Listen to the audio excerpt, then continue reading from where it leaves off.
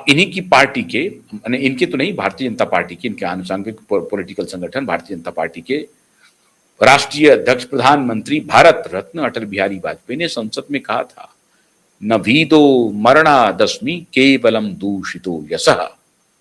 मुझे मृत्यु से डर नहीं लगता, डर लगता है तो लोकापवाद से लगता है, आलोचना से, आत्म आलोचना से लगता है, खुद की आलोचना से लगता है।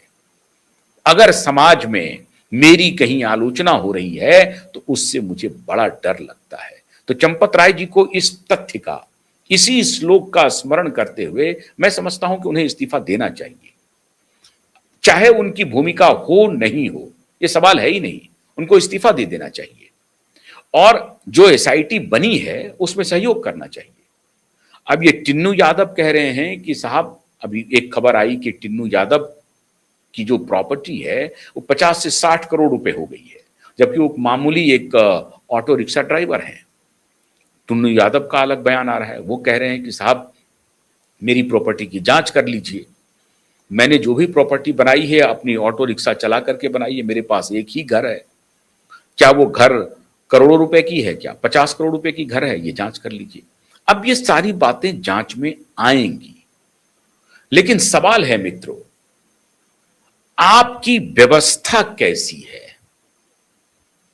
आपकी राम मंदिर ट्रस्ट के ट्रस्टी की व्यवस्था ऐसे कैसे हो गई? उनको मालूम है कि करोड़ों का वहां पर चढ़ावा चढ़ रहा है, कैश में और काइंड में, आभूषण में, कपड़े में, सोने में, चांदी में, पता नहीं और क्या क्या। बहुत लोग तो जाकर के कुछ और भी चढ़ा देते होंगे, अष्ट धातु चढ़ता होगा।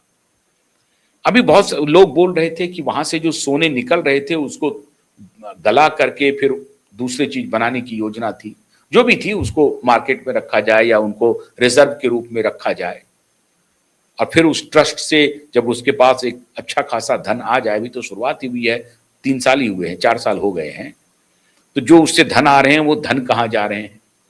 अब राम मंदिर में जितने पैसे आ रहे हैं चढ़ावा के रूप में, अब उसकी पूरी ऑडिटिंग होनी चाहिए और ऑडिट होगी। 22 जनवरी 2022 से ही, जब से राम मंदिर का उद्घाटन हुआ है, तब से इसकी जांच होनी ही चाहिए और इसकी ऑडिटिंग होगी। इतने पैसे आ रहे हैं, इतनी बड़ी मात्रा में पैसे आ रहे हैं, हजारों करोड़ पहुंच गया होगा, तो अब इसकी अगर इंक्वायरी होगी तो ऑडिट भी होगी, तब एक्चुअल पता चलेगा कि अभी तक कितने पैसे आए, ये पैसे कहां गए। और मैं समझता हूं कि राम मंदिर ट्रस्ट को अपने विश्वास की बहाली के लिए उन्हें सारे ऑडिट रिपोर्ट को पब्लिक करते रहना चाहिए पीरियोडिकली, क्योंकि वो राम मंदिर किसी एक ट्रस्ट की नहीं है, वो करोड़ों देशवासियों और विदेशों में रहने वाले भारतीयों और जो विदेशी आस्था रखते हैं हमारे सनातन में, उनकी आस्था की मंदिर है वो। तो उस मंदिर में अगर आस्था ही, श्रद्धा ही, विश्वास ही, नैतिकता ही पानी भरने चला जाए तो फिर उस मंदिर का क्या औचित्य है? कौन वहां जाना चाहेगा? तो ये डी ब्रांडिंग के लिए बहुत बड़ा षड्यंत्र हो सकता है, या एक मामूली बात हो सकती है कि लालच आ गया हो, यह भी हो सकता है। दोनों बातें हो सकती हैं।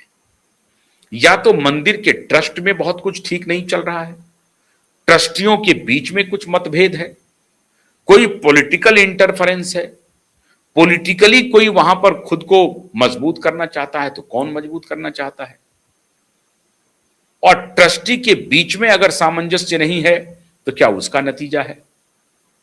क्योंकि अगर मुख्य कर्ता धर्ता चंपत राय की नजर के नीचे से कहा जा रहा है कि 100 करोड़ रुपए गायब हो गए हैं और 2 करोड़ रुपए तो कैश पकड़ाए हैं, तो ये जो पैसे अब कैश बरामदगी हो गई है, तो ये तो कंफर्म हो गया है लगभग कि कैश की चोरी हुई है। तो अगर चोरी हुई है तो क्या चंपत राय जी को इसकी कोई जानकारी या भनक नहीं लगी? और अगर भनक नहीं लगी तो उनके नीचे इतना स्मूथली इतना बड़ा अपराध किया जाता रहा, उनको दूर दूर तक भनक नहीं लगी। क्या उनमें फॉल्ट लाइन है या उनको जानकारी थी? और अगर उनको जानकारी थी और तब ऐसा हो रहा है, तो फिर उनके लिए कौन सा अपराध बनता है? लेकिन ये दूर दूर तक प्रथम दृष्टया नहीं लगता है चंपत राय जी के व्यक्तित्व को देखने के बाद कि उन्हें कोई लोभ या लालच होगा व्यक्तिगत रूप से, या किसी को व्यक्तिगत रूप से फायदा पहुंचाने के लिए वो ऐसा काम किए होंगे। प्रथम दृष्टया तो नहीं लगता। लेकिन चूंकि वही फिर जिस मर्यादा पुरुषोत्तम के मंदिर से ये चोरी हुई है, वो मर्यादा पुरुषोत्तम इसलिए भी है क्योंकि एक लांछन किसी ने लगा दिया तो मां सीता को अग्नि परीक्षा से गुजरना पड़ा था। अब भले ही उसके बाद मां सीता ने उनका त्याग ही कर दिया, वो अलग विषय है, लेकिन कहानी का तात्पर्य ये है, रेफरेंस ये है कि अगर एक भी किसी ने कहीं पर कोई सवाल उठा दिया तो बिल्कुल पाक साफ होकर के निकलना ही पड़ेगा राम मंदिर ट्रस्ट को। और इसमें चाहे वो चंपत राय हैं, चाहे वो टिन्नू यादव हों या अनिल मिश्रा हों या कोई अन्य हो, जिन किसी की भी भूमिका होगी उनको सामने आना ही पड़ेगा और उनके खिलाफ सख्त से सख्त कार्रवाई होनी चाहिए। उनको पूरी तरह से ताउम्र उनको ब्लैकलिस्ट किया जाना चाहिए, क्योंकि ये छोटी घटना नहीं है। करोड़ों हिंदुओं की, करोड़ों सनातनियों की आस्था जिस राम मंदिर से है, जिसके लिए 500 वर्ष का अनवरत संघर्ष चलता रहा, सैकड़ों हजारों बलिदानें हुई उस राम मंदिर के लिए, उस राम मंदिर से ऐसे लोभी, ऐसे चोर वहां से पैसे चोरी कर लें, तो ये तो नैतिकता के किसी मानदंड पर खड़ा नहीं उतरता ना।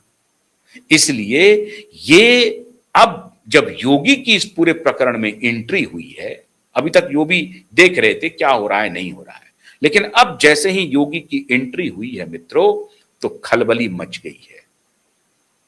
राम मंदिर ट्रस्टियों के बीच में भी खलबली होगी और जिन्होंने ये कृत्य किया है उनमें भी होगी।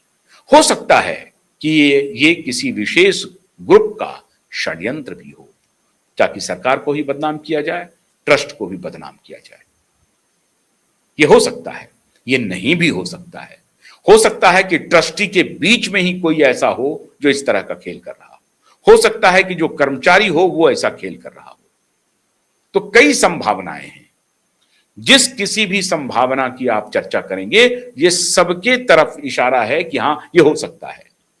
संभावनाओं का बाजार अभी गर्म है और इसीलिए योगी ने कहा है कि आप अफवाह पे मत चलिए।